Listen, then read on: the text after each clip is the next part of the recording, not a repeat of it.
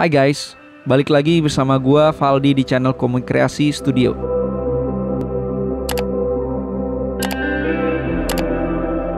Kali ini gua bakal compare dua film yang judul dan temanya pun sama, yaitu Cinderella tahun 2015 dan Cinderella tahun 2021. Yang satu diproduksi oleh Disney dan satu lagi diproduksi oleh Sony. Sebelum kita lanjut, perlu diketahui dulu bahwa sebetulnya kedua film ini ada sedikit perbedaan pada genre-nya.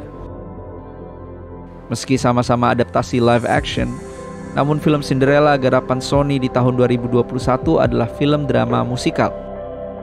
Sementara garapan Disney di tahun 2015 adalah drama biasa. Mari kita tinjau film live action Cinderella mana yang lebih baik.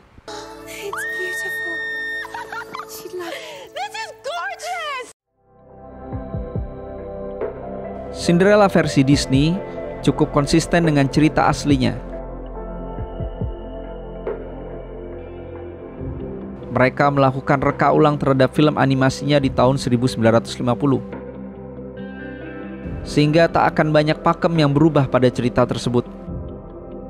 Seorang gadis malang yang kehilangan ayah dan terpaksa tinggal bersama dengan ibu tiri jahat yang tidak menyukainya. And the rest, kalian tahulah ceritanya. Semua akan selalu berakhir bahagia untuk Cinderella. Sementara itu, versi Sony mengalami beberapa modifikasi dalam ceritanya. Hal ini tentu mereka lakukan agar ada perbedaan signifikan dengan versi Disney. Mereka tidak lagi menceritakan latar belakang Ella yang ditinggal mati oleh sang ayah. Ella di versi ini punya ambisi untuk menjadi seorang fashion designer. Dan ambisinya inilah yang nanti akan jadi konflik penghalang bersatunya Cinderella dengan sang pangeran.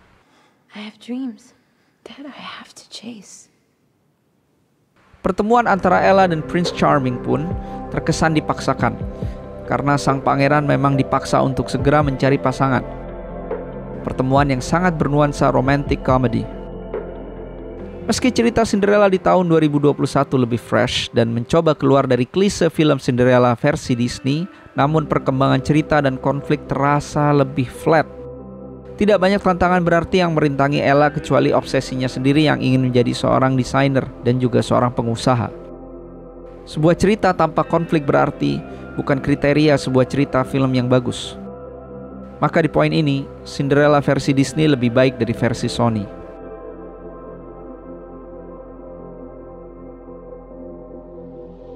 Cinderella 2015 dibintangi sejumlah aktor dan aktris pendatang baru dan senior, terutama Lily James yang memerankan sebagai Cinderella. Dengan cerita yang masih setia dengan versi aslinya, maka tidak banyak tantangan yang dihadapi oleh Lily James. Dia hanya perlu memerankan seorang gadis riang, baik, namun berada dalam kesedihan di bawah bayang-bayang ibu tirinya yang jahat. Begitupun dengan sang pangeran tampan yang diperankan oleh Richard Madden. Pria yang lebih dikenal sebagai Robb Stark di serial Game of Thrones ini juga tidak banyak menambah dimensi cerita. Cate Blanchett di film ini sebagaimana seharusnya memerankan seorang ibu tiri yang menyebalkan. Mirip dengan versi animasi tahun 1950-annya, ibu tiri Cinderella adalah sosok ibu yang sangat dingin. Tidak punya rasa kasihan. Bahkan bisa dikatakan kejam, walau mungkin tidak selebay di sinetron ya. Ini anak gak bisa dikasih halus, ngapain kamu tidur? Hah? Akting seperti ini tentu bukan tantangan besar bagi aktris sekelas Cate Blanchett. Film ini juga dibintangi oleh Helena Bonham Carter yang berperan sebagai ibu peri. Sebuah peran yang cocok dengannya, karena memang doi acap kali muncul dalam film-film bernuansa dark dan magical. Selain itu ada sederet nama lain seperti Derek Jacobi, Stellan Skarsgård, Ben Chaplin, dan Hayley Atwell yang ikut meramaikan film ini. Di film Cinderella versi Sony, muncul beberapa pendatang baru dan diimbangi dengan performance dari para aktor senior juga seperti Pierce Brosnan, Minnie Driver, dan Idina Menzel yang cukup dikenal penampilannya sebagai pengisi suara Elsa di film Frozen. Camila Cabello menjalani debut aktingnya di sini sebagai pemeran utama, Ella. Meski biasanya dikenal sebagai penyanyi, namun akting Camila tidaklah buruk. Bahkan dengan karakter Cinderella yang lebih energik namun tetap sederhana, Camila bisa memainkan perannya cukup baik. Camila bisa riang, optimistis, lucu, dan juga menimbulkan empati. Karakter Idina Menzel sebagai ibu tiri cukup mengejutkan di sini. Ia tampil lebih kalem dari yang seharusnya. Tak ada kesan ibu tiri yang terlalu kejam, kecuali saat ia melarang Ella untuk ikut pesta dansa kerajaan. Sang ibu tiri hanyalah pure ibu yang materialistis. No. Do not cast your eyes on some farm boy. Bahkan ketika mendapati sepatu kaca milik Cinderella, alih-alih dia marah, malah melakukan sesuatu yang di luar dugaan kita semua. Go back to him. It's too late. Namun secara keseluruhan, karakter di film ini terkesan lebay. Bahkan aktor sekelas Pierce Brosnan yang berperan sebagai seorang raja jadi menggelikan. Raja tapi nggak punya wibawa. Sosok pangeran juga tidak bisa dijadikan teladan karena suka minum minuman keras. Ditambah sosok ibu peri yang diperankan oleh seorang lelaki, Billy Porter. Sungguh jokes yang nggak lucu. Pada poin ini, Disney masih lebih baik meski tak ada perkembangan karakter berarti dalam cast-nya. Namun setidaknya versi mereka lebih proper buat kisah Cinderella. Karena bagaimanapun juga, film dongeng itu haruslah tetap memiliki nilai dan integritas. Di sisi special effect, rasanya versi Disney lagi-lagi masih jauh lebih baik.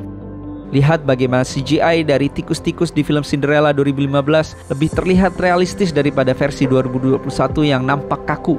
Pemakaian CGI di film Cinderella 2021 juga lebih minimalis, sehingga kesan magical di film ini menjadi sangat kurang terasa. Tikus-tikus yang seharusnya menjadi kuda di versi 2021 dijadikan pelayan, karena kuda-kuda sudah muncul secara langsung. Itu pun perubahan tikusnya sangat drastis, dibuat layaknya manusia biasa. Berbeda dengan treatment efek Disney yang lebih peka terhadap proses dan dibuat masih ada ciri khas hewan aslinya. Kuda-kuda yang asalnya dari tikus masih punya ciri khas telinga yang lebar. Para pelayan yang berasal dari kadal masih tampak kehijauan. Juga dengan angsa yang disulap sebagai kusir, hidungnya dibuat menyerupai paruh unggas. Maaf Sony, lagi-lagi di poin ini kalian harus mengakui keunggulan Disney.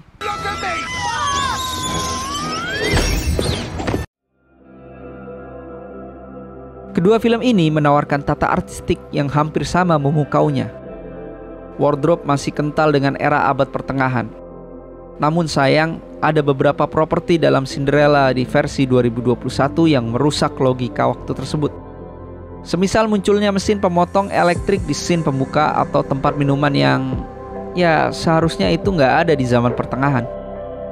Itu memang kebutuhan film agar terlihat lucu yang juga membedakannya dari versi Disney di tahun 2015. Namun secara keseluruhan, boleh dibilang keduanya hampir imbang dari segi ini. Film Cinderella 2015 bukanlah film musikal. Satu-satunya lagu yang muncul secara jelas di sini adalah lagu Lavender's Blue yang dinyanyikan Ella di babak akhir. If you love me, tilly, tilly, I will love you. Terlepas dari itu, harmonisasi scoring yang dibuat cukup pas penempatannya dalam adegan.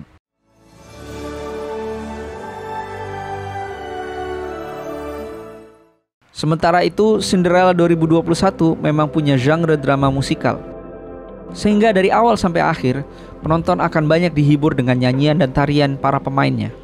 Sayangnya, meski penggarapan vocal acting di film ini cukup baik, namun sebagian besar lagu yang muncul bukanlah lagu original, tetapi daur ulang dari lagu-lagu populer seperti Rhythm Nation-nya Janet Jackson, Somebody to Love-nya Queen, atau Perfect-nya Ed Sheeran.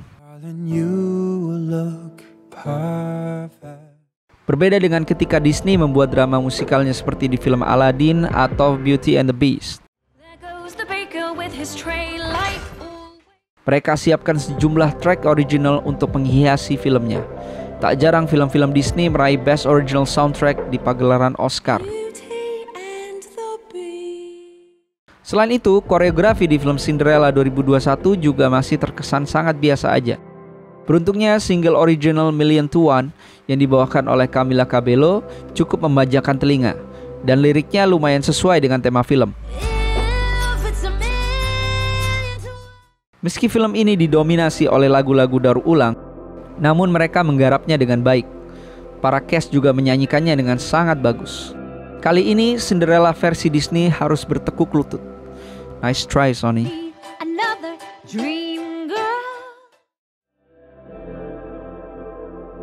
Disney menang telak di kompetisi ini, baik dari segi cerita, cast serta special effect-nya. Bahkan dari sisi sinematografi, Cinderella versi Disney, warna dan tone-nya sangat mewakili dunia fairy tale. Walau begitu, upaya Sony memberikan dimensi kisah Cinderella yang berbeda patut diacungi jempol. Cinderella versi Disney tahun 1950 juga merupakan karya film musikal, sama seperti apa yang dilakukan Sony di versi 2021 saat ini. Bagi kalian yang ingin merasakan pengalaman kisah dongeng yang murni, maka tontonlah karya Cinderella versi Disney.